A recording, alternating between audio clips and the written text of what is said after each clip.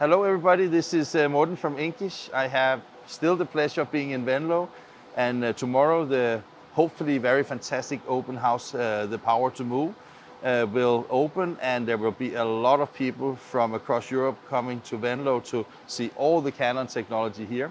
Right now I have the pleasure of talking to Jutta and to Louis about the Canon iX1700 that was introduced in at Jutta. So, Jutta, good to see you. Good to see you, Morten. I mean, Good to see you, Morten. even professionals can be doing wrongs when it comes to numbers sometimes, right?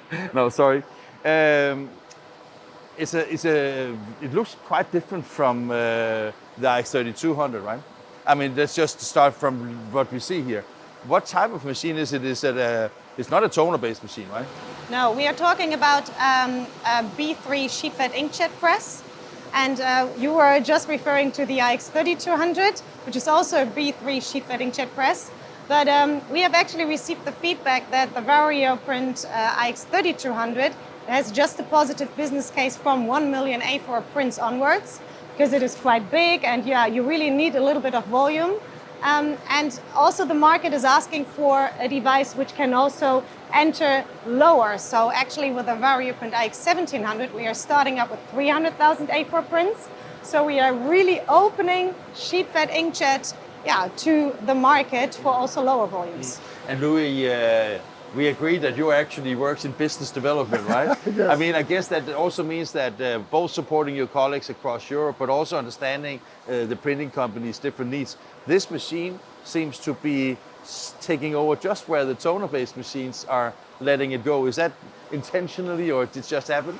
No, that's absolutely what we want to achieve. So many of the customers ask us for a machine that they can harvest the benefits of inkjet, but at the same time make sure that they don't have the big investment that they have to make. And with this machine, we are really addressing the gap between the toner machines and the big inkjet machines. It's interesting from that perspective that, you know, in the past you had to choose between inkjet or toner. Basically now it's way more about what volumes you need to print every month, basically, right? Exactly. So we still have the flexibility of toner machines, but at the same time we give an additional dimension in the choice in that matter.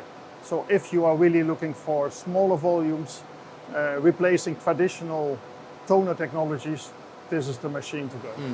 Jutta, as we spoke about when we had the conversation just before about the IV7, I mean, obviously when you look at Canon's product portfolio, you have a very, very wide portfolio. The type of printing companies that access this, is this again, let's say the mixed commercial printing companies where they have maybe both offset and also want to go into some kind of digital production, or where do you see this machine? Also similar, I think, yeah, because there is not like the big volumes. We are really more tapping into the also very high quality demanding, but on the other hand, the companies who are more searching for lower volume devices. So I think it is not only commercial print, it's also in-house. We also are very fond of printing high quality applications, but it is definitely about commercial brochures, postcards, greeting cards, any kind of these high quality applications. And when you look at a machine like this, is that also like a quality for photo books? I mean, we're going to see some samples during the show where you're really producing on really excellent. Is this in the same range, just with a lower speed, or? Yeah, I think we are also tapping into the photo book market. So the quality is really very nice. So yeah, I would say so. But yeah, let's start up with the commercial printing market, and we are definitely also so good that we can print very nice images. But yeah, let's start up in a different segment.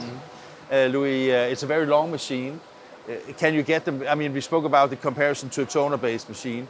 Typically, you have a toner-based machine where you basically configure it to how many input modules and how many output modules you want. Is it similar with this, or? Absolutely. So what you see here is the basic setup where we have one paper deck and we have one stacking module, but you can really add up to 2 additional paper input modules and 2 stackers, so really making this a heavy production workhorse.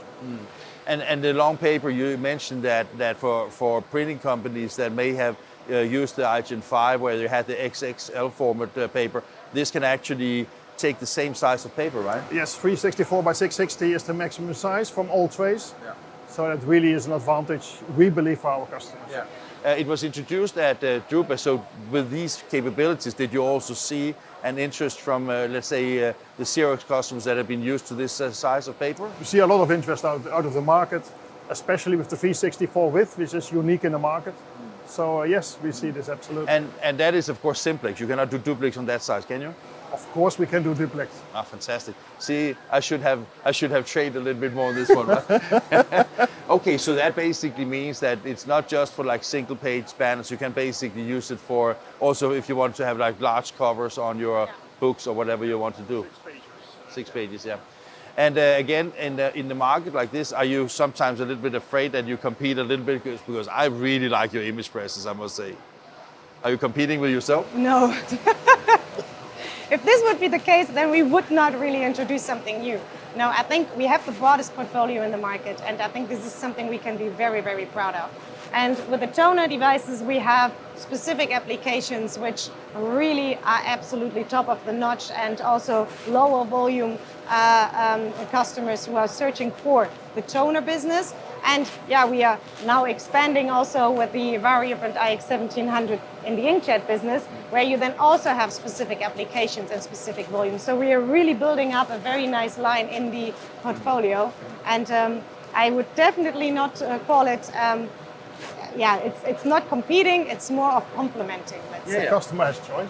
Yeah. Yeah, but we spoke about competition before, and I was just thinking that sometimes the toner-based machines are very good at having a substrate diversity that you typically cannot have the same way on these type of machines, right? So maybe it would be healthy to have that kind of competition anyway, right? Just for that sake, but it's not important. So I have to ask you, because we've been used to that all web-based machines being produced in Poing, and we've been used to that all cut sheet machines are produced here in Venlo. This is not. This is produced in Japan. Why?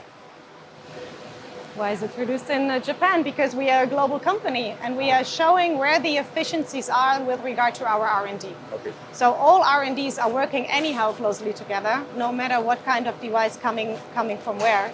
So in this case, it is Japan. Okay. I don't think I have any more questions to ask, so thank you guys. It was great to talk to you, and have a wonderful event tomorrow. Thank you. Thank you very much. Thank you.